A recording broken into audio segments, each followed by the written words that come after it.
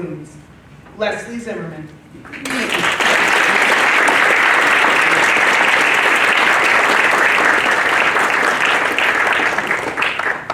Good morning. Good morning. Good morning. I was having a conversation not too long ago with my daughter, and she was pointing out some scars on her leg.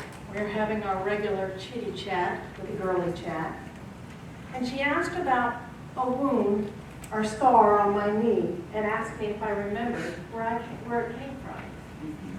This is the story I related.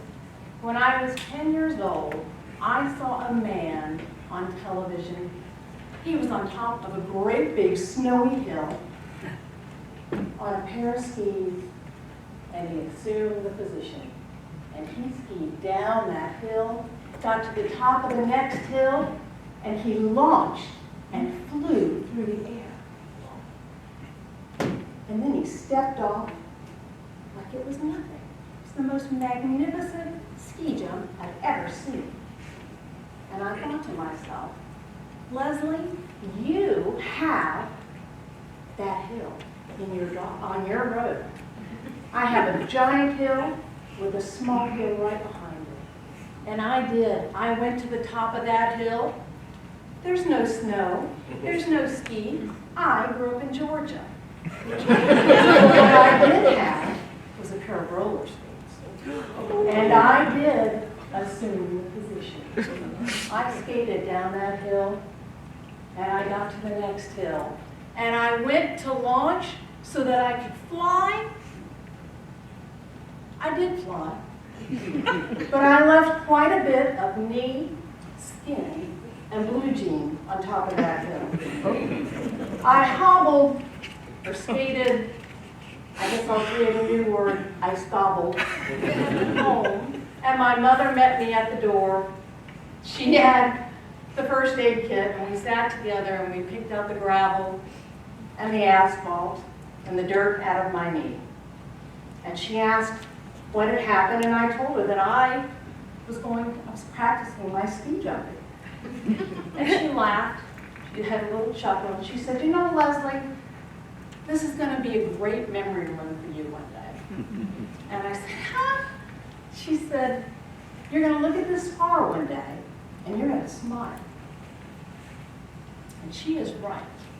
I do look at that wound, and I don't remember the pain, and I don't remember the blood. But what I do remember was the hair, the wind blowing through my hair, and the tears coming out of my eyes. And just a moment, I got to fly. We all have scars. Some of these scars, where they're big and bold and proudly displayed. And other scars, we cover those up and we hide those, and they never heal. And there are some scars, well, they heal quickly, never to be seen again. And other scars, like a burn, they take much longer to heal. There's a process in the wound care, it's called debridement. And it involves the washing and the scrubbing of dead infected skin. It's very painful. Many times it has to be repeated, but it is necessary in order to heal that wound. The body needs to remove that part in order to get better. The scar on my knee is not the only memory wound from that memory. In 1992, an intruder broke into our house and killed my mother. And I don't share this circumstances of my mother's death very often. Not because it's painful for me to talk about, but it's actually painful for other people here. And I don't want to put that thought into other people's memories. And for a long time, I wondered if all the memories about my mom were going to be infected with this scab of violence. I'll tell you what I know. I got to have my mother for 23 years. My husband did not get to meet my mother, and my children did not get to meet my mother.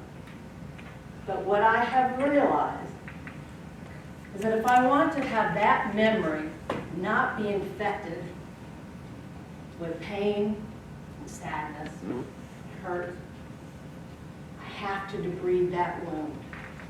And I do it often. I talk about my mom all the time because she never left. The body is a magnificent creation. That a cut in the skin can stitch itself together, sometimes stronger and tougher than it was before. And the spirit, it can be transformed from sadness and hurt and pain. With care and time, it can be transformed into hope and appreciation and forgiveness.